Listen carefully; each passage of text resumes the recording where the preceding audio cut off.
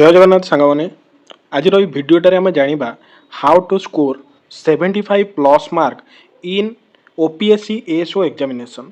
बहुत जन क्लेम करते जे 90+ रखाटा भी पॉसिबल। इवन बहुत जन थंबनेल थी 90+ आम रखा ओपीएससी एएसओ रो जो आम क्वेश्चन पड़ू 100 रु।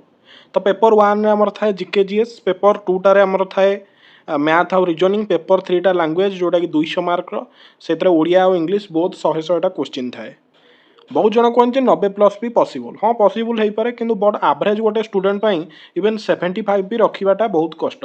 आमको सेक्शनल कटअप टू टी अधिक मार्क रखार अच्छी जहाँफल कि आम गोटे सीरियल माने आम रैंकटा डिसाइड से कर कहीं जीएस हूँ गोटे ओनली पर्सन जोटा कि तुमको रैंक दे पार, अलग कौ सब्जेक्ट रैंक दे पारनी।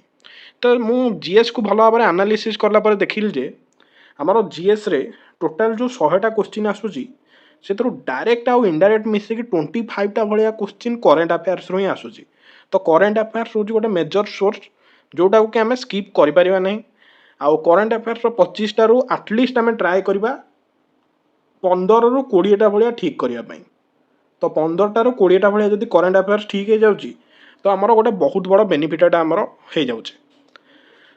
तो 15 रु 20टा करेन्ट अफेयर्स ठीक कराया आमर लास्ट 1 इयर रो करेन्ट अफेयर्स बेसिकली देखा पड़ो। जदि भी आपण मैंने जो भी यूट्यूब सोर्स मैंने करेन्ट अफेयर्स देखुंत ये जो रिसेंट जो 6 मंथ देखिए एग्जाम पूर्वर सेटा प्राय वीकली वीडियो आपण मैंने कर दिंतु आ तार जो बिफोर 6 मंथ सेटा मंथली वीडियो कर दिंतु।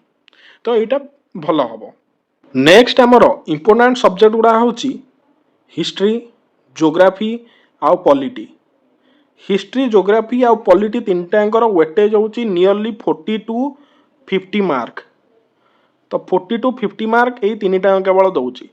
आम टार्गेट रखा जे हिस्ट्री, जियोग्राफी और पॉलिटी रे जो 40 टू 50 मार्क रु आम एटलिस्ट आने को चाहिए केते ना 30 रु 40 मार्क पर्यंत। इवेन यहीटा भी कष्ट हो पारे बट यहाँ पॉसिबल हो पारे जदि आम डीपली स्टडी करवा आ डीपली विषय गुड़ा एनालिसिस करके डीपली पढ़ला यहाँ पॉसिबल हो पार ओनली से ना एवरेज जन जब एमती ओभरऑल देखी माने एथिरे 20-22 आनिया भी बहुत कष्टकर हो। डीपली यहाँ देखा पड़ो। यहाँ मुझे सजेस्ट करी जो मैंने स्पेशली सिविल सर्विस प्रिपेयर होती से यही टॉपिक गुड़ा अधिक डीपली जापरें आ नोट बेसिस पढ़ले आराम से 30-40 आसीज। Next Indian economy, science and technology ये जो सब्जेक्ट गुड़ाक युड़ाक बोथ करेन्ट अफेयर्स रिलेटेड हो पारे ता सहित स्टैटिक आसीपे। तो यही पोर्सन गुड़ाक आम टे लेस इंपोर्टाट दबा कहीं यही क्वेश्चन गुड़ाक बोथ करेन्ट आउ स्टैटिक मिसिकी आसता है। जदि स्टैटिक आसीगला ये पोर्सन ताहले आम जमा भी छाड़वानी कहीं स्टैटिक पोर्सन इवेंट्स 100% आकुरेसी भी आम करदे पारिबा किंतु करेन्ट पकड़े यहाँ मान प्रोब्लेम हम।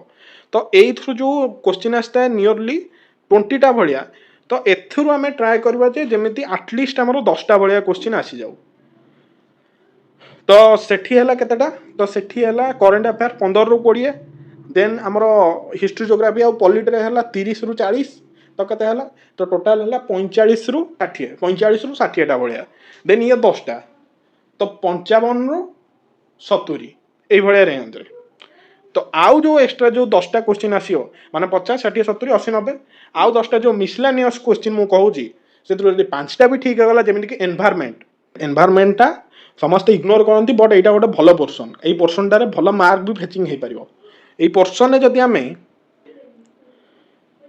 6 रु 7टा भी जदि मनकर क्वेश्चन ठीक ठाक आमको आसी जाऊँगी कहीं एनवायरमेंटा मेजरली स्टैटिक आउ सम करेन्ट अफेयर्स को मिसेक पचार जब यही पोर्सनटा भी आम ठीक कर दौचे तो आराम से आम 75+ रही इवेन अब 65 रही।